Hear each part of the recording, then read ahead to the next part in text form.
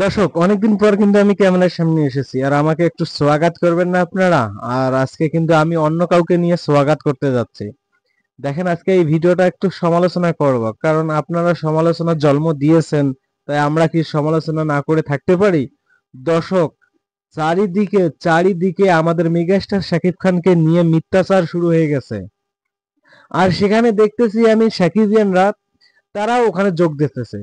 বুঝতেছি না, তোমরা কি আসলে সাকিবিয়ান না অন্য কিছু? সাকিবিয়ান হতে গেলে সাকিব খানের মতো হতে হবে, যে মানুষ সমালোচনা করবে আমরা চুপ থাকবো, কোনো উত্তর দেব না, সুযোগ বুঝে কোপ দেব।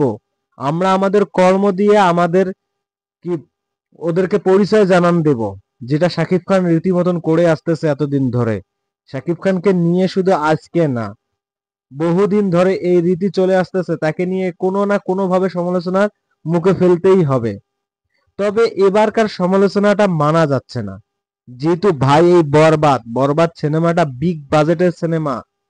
শুধু এই যে 2 কোটি 4 কোটি 5 কোটি টাকার সিনেমা না, এখানে 15 কোটি টাকার উপরে ইনভেস্ট করা হয়েছে। তাহলে চিন্তা করে দেখেন আপনারা। আর আপনারা এই সিনেমাটা নিয়ে মিথ্যাচার শুরু করে দিয়েছেন। বুঝতেছি না, আসলে কি আপনারা বাংলাদেশের মানুষ না অন্য কিছু? আপনারা কি বাংলাদেশকে ভালোবাসেন? বাংলাদেশের সিনেমা যেন বিশ্ববাজারে যায়, এটা কি আপনারা চাচ্ছেন? আপনারা কেন আমাদের মেগাস্টার শাকিব খানকে জেলাস করেন? তাকে কেন এত হিংসা করেন আপনারা? কি কারণে? আর শাকিব খান কি আপনাদের মানে পাকা যৌবনে হাত দিয়েছিল, নাকি পাকা খেতে মই দিয়েছিল? কোন কারণে আপনারা শাকিব খানের পেছনে লেগে থাকেন সব সময়? দর্শক, ঝন্টু মিয়াকে চেনেন? এ একটা এক নম্বরে ফাফরবাজ। যদি টাকলার পরে কেউ ফাফরবাজ থাকে, তাহলে এই একটা, মানে এ বহুদিন আগে কি করছে নাই করছে, ওই গান ওর সারা জীবন থেকেই যায়। এ বলতেছে শাকিব খানের সিনেমায় নাকি কোনো গল্প নাই।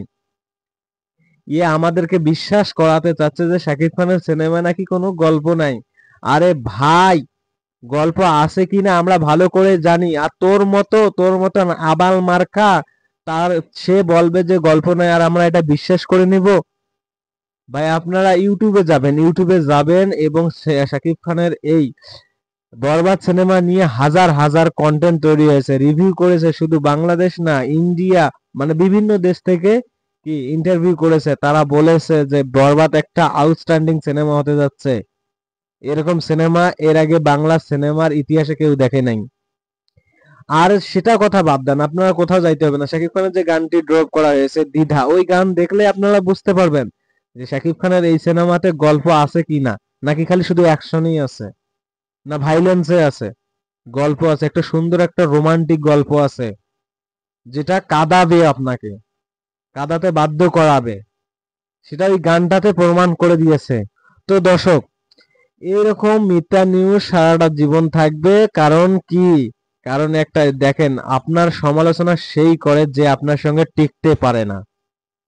সেই আপনার সমালোচনা করবে যে আপনার ধারের কাছে নাই। তো সমালোচনাকারী সমালোচনা করবেই, এটাই স্বাভাবিক, এটাই তাদের কর্ম।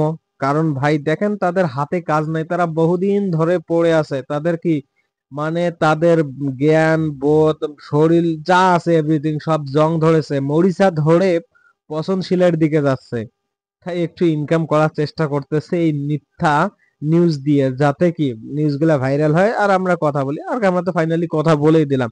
আমি সাধারণত কথা বলতাম না, কিন্তু এখানে সাকিবিয়ানরা মাথা ঢুকাই দিছে।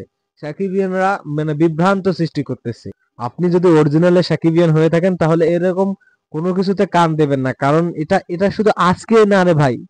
এই নিউজগুলা, এই মিথ্যা অপবাদগুলা শুধু আজকেই না, এটা বহুদিন ধরে চলে আসতেছে, আর ভবিষ্যতে আসবে। তো ভিডিওটা অনেক বড় হয়ে গেল, আর অনেকদিন পর কিন্তু ক্যামেরার সামনে আসছি। আমার ভিডিওটা বা আমার কথাগুলো আপনাদের কেমন লেগেছে, আমি কি এরকম করে চালাই যেতে পারবো, সেটাও কিন্তু কমেন্টে জানাই দিবেন। তো সবাই ভালো থাকবেন, সুস্থ থাকবেন, গুড বাই।